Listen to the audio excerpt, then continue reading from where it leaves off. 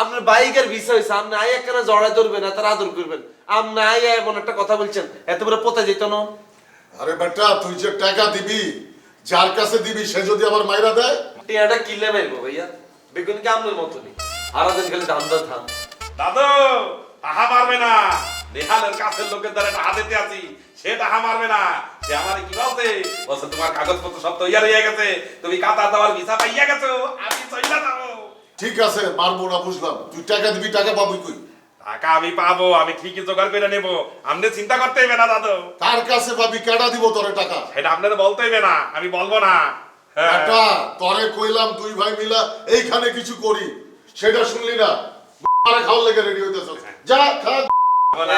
দুই ভাই মিলে না খালে হালাই দিব কেন? এত বছর ধরে তো আসিলেন, কি করছেন আপনি? এই ভাইয়া তোমার ভিসা হয়েছে না? হ্যাঁ। সুন্দর করে চোখ বন্ধ করে কাতার চলে যাও। আচ্ছা। এত কোনো কথা শুনিও না। এই তো তোমার জীবন যতদিন আছে, তোমার জীবন নষ্ট হয়ে যাবে। বুঝো না কি বলছি? হ্যাঁ। আর আবু ভাই মুই একটা জিনিস বুঝলাম না, তুমি ভিসা পাইছো, সুসংবাদ তারে দিয়ে দিছো, শেষ। সে এত কিছু জিজ্ঞেস করে, তারে কোনো কিছু বলতে যাবে না। তুমি কার দ্বারের থেকে টাকা নেবা, কার দ্বারে টাকা দেবা, এগুলো তারে বললে তোমার টাকাই মেরে দিবে। বাট পার তুমি জানো না? এই আর তুমি বিদেশ যাওয়ার আগে এতার আশেপাশে তুমি থাকবে না। আচ্ছা। বুঝো না? তুমি খালি আমার কাতারে ভিডিও দেখবে, বই বই। আচ্ছা। আর এখানে লোকজন কেমনে চলে, কেমনে আড়ে, কেমনে খায়, এগুলো প্র্যাকটিস করবে। ঠিক আছে, ঠিক আছে। যাও চলো চলো ওগুলো গাই।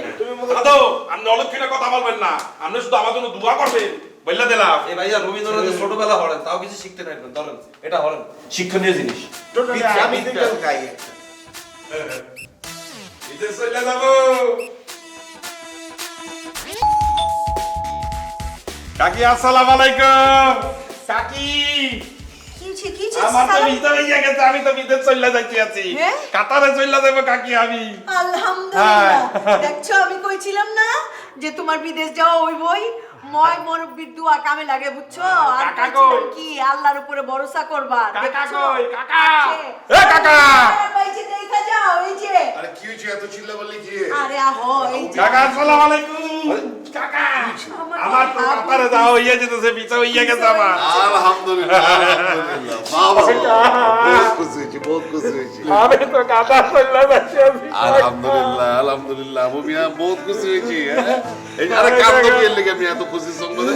এই দেখো শেষ তক আল্লাহ তাআলা কিন্তু তোমার দিকে ফিরা চেয়েছে। হায় কাকা, আপনারা তো মোর জন্য দোয়া করছেন, সেই কারণে তো মোর ভিসাটা হইয়া গেছে কাকা। কইছিলাম না যে ময় মুরব্বির দোয়া কামে লাগে। দোয়া করছি তো, করছি আমরা। হায় কাকি, আপনার জন্য কিন্তু আমি বিদেশ যাইয়া উপহার পাঠাবো, কি কি লাগবে আপনি লিখে দেন। ওইটা কি আমারে কই দেওয়ার লাগবে নাকি? আমি লম্বা একটা লিস্টি লিখে দিমু, আমার যা যা কসমেটিক লাগে সব কিছু পাঠাইবা। আর তোমার এই যে কাকার চুলের লিগে একটা ক্রিম পাঠাইবা, যে ক্রিমটা মাখলে এই যে সাদা চুল কালো হয়ে যায়, ওরকম একটা। আচ্ছা কাকার জন্য পাঠাবো কাকা, একটা দুইটা না 5-7টা পাঠাবো আপনার জন্য আমি কাকা। হ্যাঁ। আমার লেগে পাঠাই দেবো না, তুমি মাইকা কালো করে আলো সবকিছু, বুঝছো? আর আমার তোমার লাগবে জিনিস না। মনে করো মাথায় দিয়া চুল কালো হওয়ার আগে দেখা যাবো যে চাঁদের উপরে যে কটা আছে সব পুড়ে গেছে। আচ্ছা থাক, তুমি এলা বুড়াই থাকো। হায় কাকা, কাকা আমি এখন চলে যাই, আমার তো অনেক গোছাইতে হইবে, কাপড় চোপড় গোছাইতে হইবে, অনেক কাজ আছে। তোমার তো অনেক এখন তাড়াহুড়া থাকবো। শুনো, এয়ারপোর্টে তুমি যেদিন যাইবা আমার বাড়িতে একবারে ভরপুর খানা পিনা কইরা আনন্দ কইরা তারপরে এখান থেকে রওনা হইবা, ঠিক আছে? তোমারে ফেয়ার অয়েল দিমু আমরা, ফেয়ার অয়েল। আপা হ্যাঁ? কাকি ভুলেই গেছে, আপনি কিন্তু আমার জন্য দোয়া করবেন একসে, আর আমি বিদেশ যাইয়া কিন্তু প্রত্যেকদিন আপনাদের ফোন দেবো, ঠিক আছে? তুমি ফোন না দিলে তো তোমার মেয়ে অনেক মিস করমু। কাকা আপনিও কিন্তু আমারে দেবেন ফোন। দিব দিব দিব। আর নাবিলাকে বলবেন তার কি কি লাগবে সে যেন আমারে সব বলে। আচ্ছা বেচারা খুশিতে আহারে মনের বাসনা পূর্ণ হয়েছে কতদিন পরে। আবু ভাই ভিসা পাইয়ে গেল, এখন ধর সে তো চলে যাবে, এত কষ্ট করে সবকিছু ম্যানেজ করলো, কিন্তু যদি এই ভিসাটা ডুপ্লিকেট হয় তাহলে তো বেটা আবার ধরা খাইবে বেটা। আরে না, ডুপ্লিকেট কিনলে হইব। এই লিঙ্ক নেহাল দিছে না, আর নেহাল কোনো ফাঁচিকে লিঙ্ক টিং দিত না, এটা সমস্যা নেই। আমি এটা লইয়া চিন্তা করি না। আমি চিন্তা করতেছে হয়েছে এই যে হাবুর যে এত টেয়া পয়সা লাগতেছে, ঠিকার কাছে এত টেয়া পয়সা আছে, অলরেডি মানুষের কাছে দুনিয়াকে দাঁড় দানা করা শুরু করছে। ঠিকারে যদি এখানে হেল্প করতে হইতাম তাহলে কিন্তু খুব ভালো হইতো। মুইও সেটা চিন্তা করতে আছি, যত যাই হোক তার এতদিনের শখ বিদেশে যাইবে, তাহলে যদি মুইও একটু হেল্প করতে পারতাম। মানে মুই তো কারো দ্বারা টাহাও চাইতে পারতেছি না, আর মোর দ্বারা থাকলে তো মুই দিয়ে দিতাম বেড়া। আচ্ছা আম্মা তুমি কি চাইতাম না?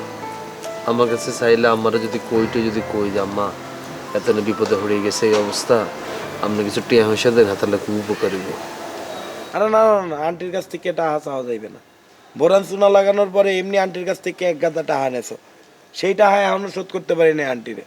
এখন যাইয়া আবার হাবুর লেগে টাহা নেলে এটা ঠিক হইবে না। আর হাবু যাইয়া দেখা যাবে কোন বাটপাড়ের পাল্লায় পড়ছে, সব টাহা পয়সা মাইরে দেবে, কোনো কিছুই করতে পারবে না। পরে আন্টিরেও টাহা ফেরত দিতে পারবো না, আন্টিরে মুখও দেখাইতে পারবো না। আচ্ছা এটা উল্টাও তো হইতে পারে, পারে না? সবসময় আমরা একই রকম চিন্তা করলে তো হইতো না। এমনও হতে পারে হাবুর অল্প কিছু টিয়া দিলাম, এই টিয়া লেগে পরে ক্যারিয়ার ঘুরে গেল। হাবুর যে শেয়ানা হেতারকে ভাঙি খাইতে ইতো না। এই হাবু দর বিদেশ যায়, যদি কঠোর পরিশ্রম করে, এই পরিশ্রম দিয়ে এত পুরো কাতার আওলায় দিব, বুঝছো? এতদিন ধরে এত শক্তি সঞ্চয় করছে, অন্ত যায় মনে করে হাতে দাঁত কেমন পড়ি থাকবে এনে, তারপরে দেখবি হাবু দেশে আইতো না। তুই চাইস এটা? আমারে কই হাবুলের টিয়া হয়েছে ম্যানেজ করে, এটা খুব ভালো হইল কইতাম নি। আর আমার যদি পুরো টাকা নাও দেয়, আমার তুন কিছু টিয়া লইম, তুই তোর আব্বা তুন কিছু টিয়া লইবি, হাবু ভাইয়ের কথা কই, সমস্যা কি? বেড়া এই আশা লইয়ে বইয়ে থাও বেড়া। মুই যদি মোর বাপের দ্বারে ফোন করে বলি আব্বা মুই বিদেশ যাব, মোরে কিছু টাহা পাঠাও, মোরেই পাঠাইবে না।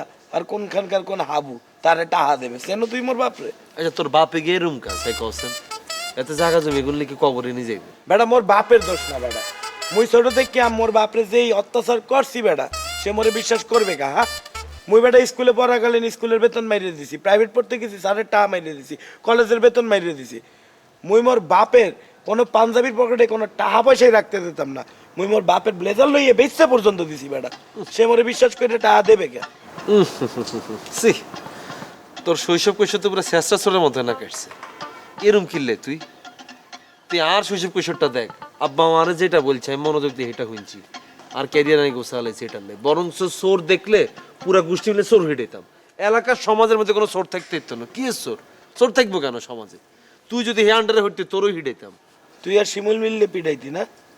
কিয়া কিছু না, আন্দাজি কথা বলিস না, বুঝছস? আমগো বংশের ভিতরে কেউ চোর দেখতে হারে না। তোর ভাগ্য ভালো তুই কথাটা আমার লগে এখন শেয়ার করছিস, যদি শুরুর দিকে শেয়ার করতি তোর লগে জীবনে বন্ধুত্ব করতাম না। আর আম্মা অল টাইম আমারে বলে জীবনে যাই করো নাই করো, কোনো চোর বাটপাড়ার লগে মিশন যাইতো না, চোরন যাইতো না জীবনে। আর মোর আব্বা মোরে শিখাইয়ে দিয়েছে জীবনে চলার পথে তুমি তোমার মতো মানুষ খুঁজে নিয়ে তার সাথে চলবা। তাহলে তো তোর পাশা লগে মিশে উচিত ছিল বন্ধু। হাতে আর তুই কিন্তু একই রকম, খেয়াল করিস? এটা প্র্যাকটিস কর।